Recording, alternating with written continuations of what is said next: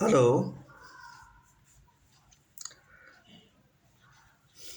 આજે આપણે બ્રહ્મ મુહૂર્ત વિશે વાત કરીએ. રાત્રિની સ્વસ્થ ઊંઘ પછી વહેલી સવારે પથારીમાંથી બેઠા થવાનો ઉત્તમ સમય આધ્યાત્મિક અને આરોગ્યની દ્રષ્ટિએ બ્રહ્મ મુહૂર્ત ગણાય છે. ઋતુ પ્રમાણે સૂર્યોદયનો સમય બદલાતો રહે છે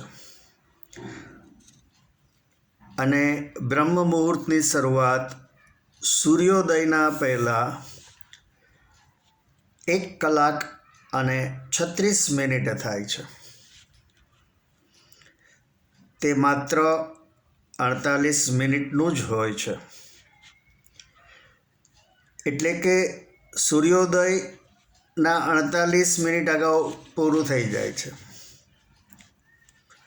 બ્રહ્મ મુહૂર્તના ગાળા દરમિયાન વાતાવરણમાં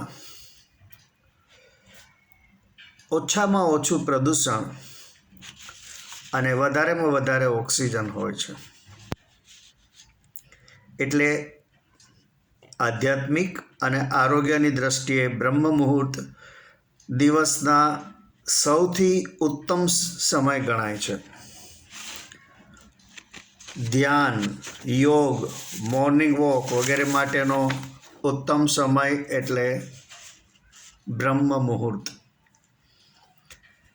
આ સમયમાં આપણી અંદર પોઝિટિવિટી અને ઉર્જાનો સંચાર થાય છે. એવું મનાય છે કે આ સમયમાં ઉઠનારનું આરોગ્ય ખૂબ જ સારું રહે છે અને તે લોકો દીર્ઘ આયુષ્ય ભોગવે છે.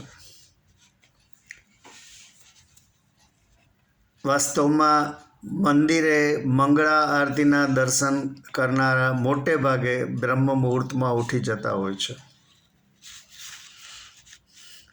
ઘણી વખત બ્રહ્મ મુહૂર્તમાં આવેલ કોઈ શુભ વિચાર એક ઉપરથી આવેલ સંકેત જેવો હોય છે. બ્રહ્મ મુહૂર્તથી સૂર્યાસ્ત સુધીના સમયને આપણે જીવનના 3 તબક્કા સાથે સરખાવી શકીએ.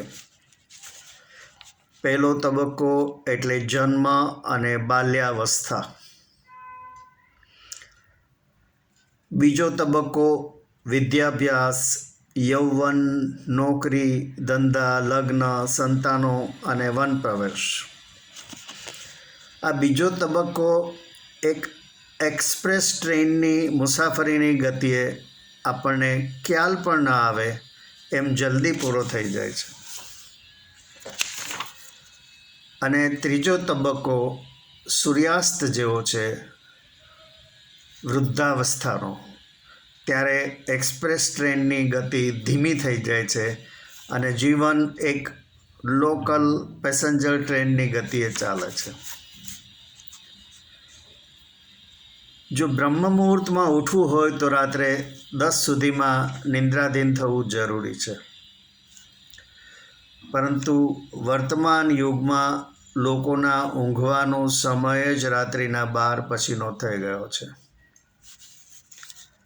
અને તેને કારણે બ્રહ્મ મુહૂર્તનો સમય તો ગાઢ નિંદ્રામાં જ જતો રહે છે. જૂના જમાનામાં તો યુદ્ધો પણ સૂર્યોદયથી સૂર્યાસ્ત દરમિયાન જ થતા.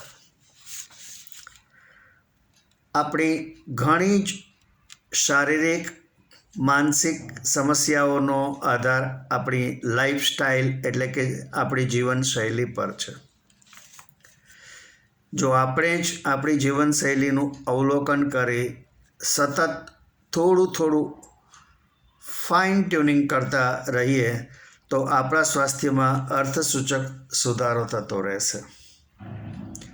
આપને મારી આ વાત ગમી હોય તો મારા વિડીયોને લાઈક કરજો, આપના ગ્રુપમાં શેર કરજો અને મારી ચેનલને સબસ્ક્રાઈબ કરજો. આભાર. આવજો.